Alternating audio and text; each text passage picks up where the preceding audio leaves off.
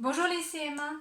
Alors aujourd'hui vous aviez l'activité pour commencer, page 109, sur l'utilisation des pronoms compléments. Alors ce qu'on va faire ensemble aujourd'hui, c'est comprendre cette histoire de pronoms compléments pour vous aider à réussir l'exercice. Je ne vais pas le corriger en entier, c'est juste pour préparer l'exercice afin que vous puissiez le faire dans les meilleures conditions. J'ai préparé 3 petites phrases que l'on va s'amuser à transformer en utilisant des pronoms pour remplacer les groupes nominaux. La maîtresse offre une glace aux élèves. J'ai plusieurs groupes nominaux, c'est-à-dire un ensemble de déterminants et noms qui désignent des personnes dans mon exercice. Il y a la maîtresse et puis il y a aux élèves. Ces groupes nominaux, je peux les remplacer par un pronom. La maîtresse, on pourrait utiliser le pronom personnel elle au singulier, puisque la maîtresse est toute seule. La maîtresse, donc c'est elle, offre une glace aux élèves.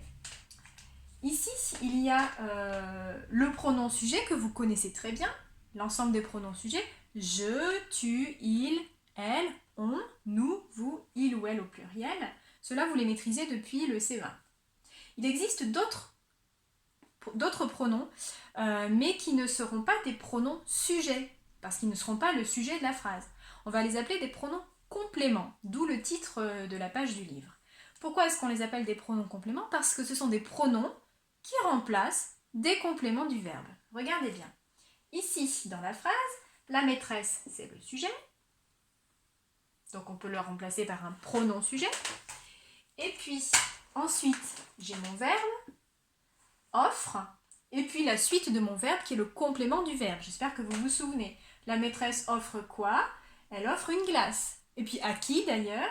Aux élèves. Donc tous ces groupes-là permettent de compléter le verbe. Ce sont des compléments du verbe. Ils appartiennent au groupe du verbe. La maîtresse offre une glace aux élèves. Ici, j'ai un complément du verbe qui précise à qui la maîtresse offre des glaces.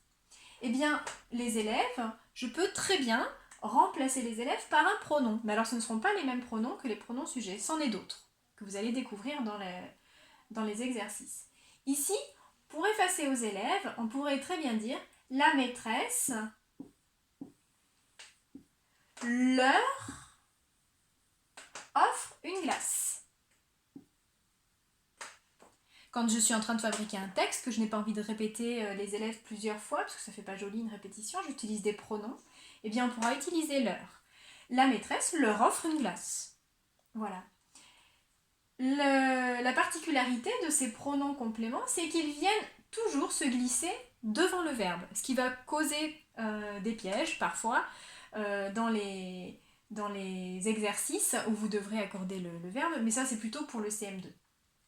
En tout cas, voilà. Ici, j'ai remplacé les élèves par un pronom. Même chose pour cette deuxième phrase. La maîtresse offre une glace à Sandy.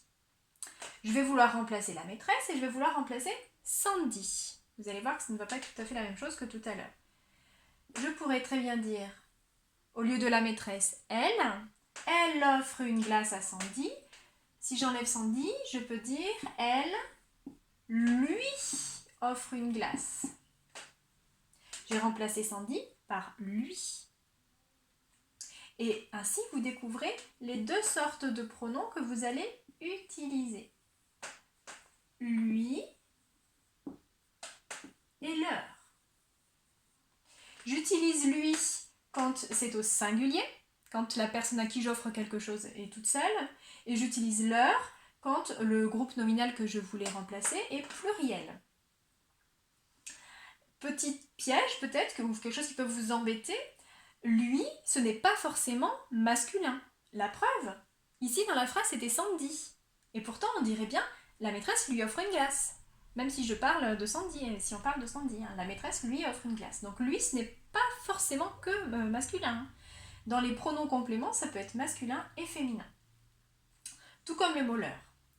Ensuite, dernier exemple, les maîtresses offrent une glace à Sandy. Ici, le pronom sujet va être au pluriel parce que c'est les maîtresses. Donc elle au pluriel, c'est d'ailleurs pour ça qu'il y aura ENT à offre. C'est les maîtresses qui offrent une glace à Sandy. Si je veux enlever Sandy, même chose que tout à l'heure, les maîtresses lui offrent une glace. Voilà l'idée. Deux sortes de compléments, deux sortes de pronoms. Les pronoms sujets pour remplacer les sujets et les pronoms compléments pour remplacer les compléments du verbe. J'ai recopié au-dessus quelques phrases que vous avez dans l'activité pour commencer. Elles sont toutes construites sur la même manière, mais les pronoms changent un petit peu, et les pronoms sujets changent et les pronoms compléments changent aussi. Et vous allez devoir retrouver à quelle image elles font référence. Je vous montre comment vous pouvez vous y prendre. Elle leur offre une glace. Tout d'abord, il faut vous demander quel est le sujet de la phrase. Elle leur offre une glace. Le sujet, le pronom sujet, c'est elle. Et elle est toute seule. Hein. Regardez comment s'écrit offre. Offre avec un E. Donc, c'est une personne qui est une fille qui est en train d'offrir une glace à quelqu'un. Est-ce qu'elle offre une glace à une seule personne ou à plusieurs personnes? Quand on dit elle leur offre une glace, on entend le pronom leur qui est pluriel. C'est celui de tout à l'heure. La maîtresse leur offre une glace en parlant des élèves. Donc leur c'est pluriel. Il faut que je trouve une image où il y a une petite fille qui est en train de donner une glace à plusieurs personnes. Dans les images que vous avez, celui qui offre, c'est celui qui porte la glace. Il est en train de donner, et puis les autres qui veulent bien recevoir la glace tendent la main. Il leur offre une glace. Il, sans S, c'est donc un garçon. Il leur offre une glace. Ici, leur, ça veut dire qu'il offre une glace à plusieurs personnes. Donc il faut que je cherche, comme tout à l'heure, mais cette fois-ci avec un garçon. C'est un garçon qui offre une glace à plusieurs enfants. Et ainsi de suite. Regardez bien quels sont les sujets et regardez bien à qui on offre la glace. Attention, il y a des intrus. On vous explique dans l'exercice qu'il y a des phrases en trop, en tout cas des phrases qui ne vont pas avec des dessins. Voilà, donc il faut aussi me dire combien est-ce qu'il y a d'intrus dans l'exercice.